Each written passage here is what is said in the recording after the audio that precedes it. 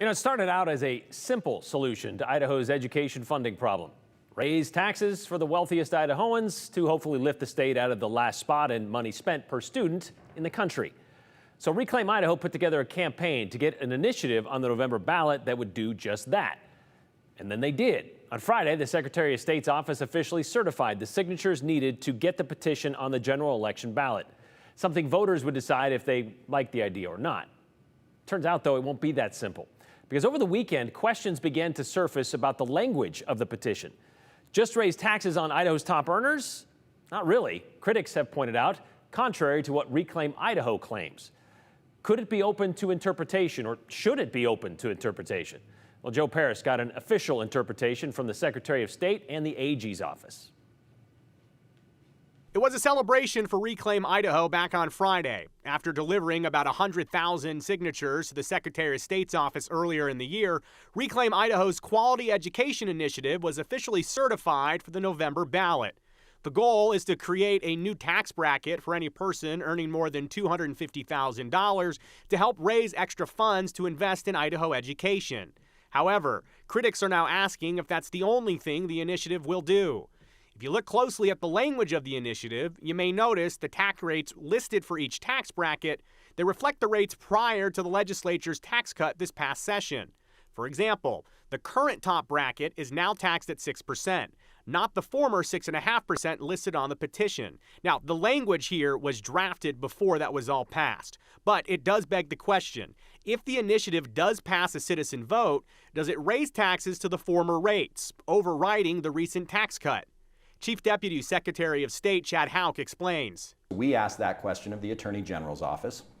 The Attorney General's office response was effectively, if it is enacted the way it is drafted, it would disregard those 2022 tax cuts. The timing of the situation is tricky. Reclaim Idaho was well into their campaign when the tax rates changed, so those new rates are not on the initiative. But can that language simply be updated by the Secretary of State's office or maybe even the Attorney General before ballots are printed in November? And the answer there again was no. The language was circulated in front of petitioners. The language that was circulated is the language that will go in the informational pamphlets that will go out to voters from our office in the coming months. So ultimately, back to the question, if enacted as drafted, will it disregard? It appears that it would disregard those 2022 tax cuts. We think it's a simple, basic misreading to think that this initiative will do anything more than that.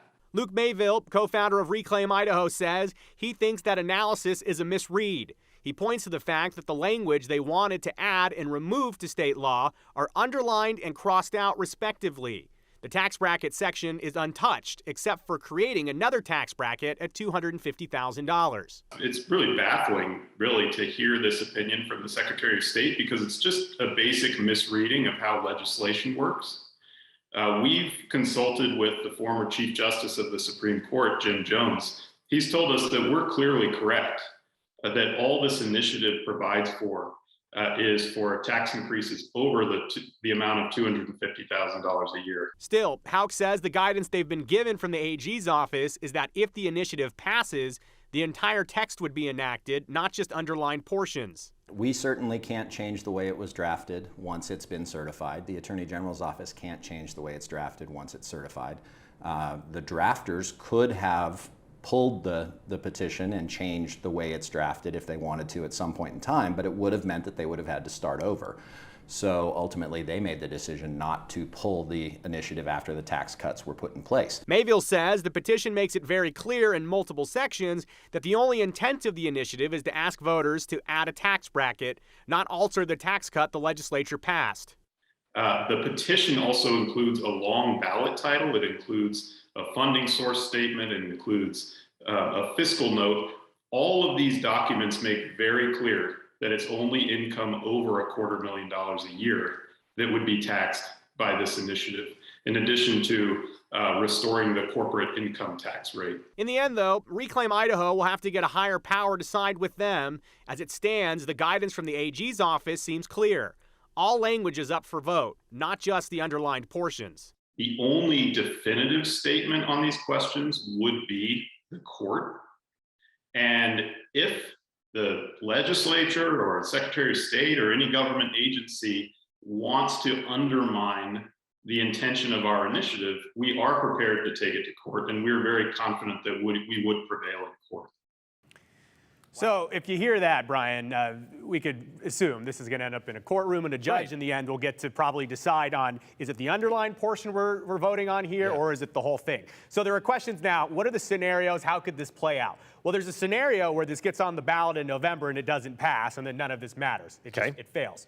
There's a scenario, though, where it does pass in November, and then you would have, depending on what a court says, you would have the tax code potentially reshifted to what it says in the petition based on what the AG's office and the Secretary of State says. So at that point, yes, the tax rates would change from the highest bracket, for example, from 6% right now. It would go back to 6.5% according to the AG's office.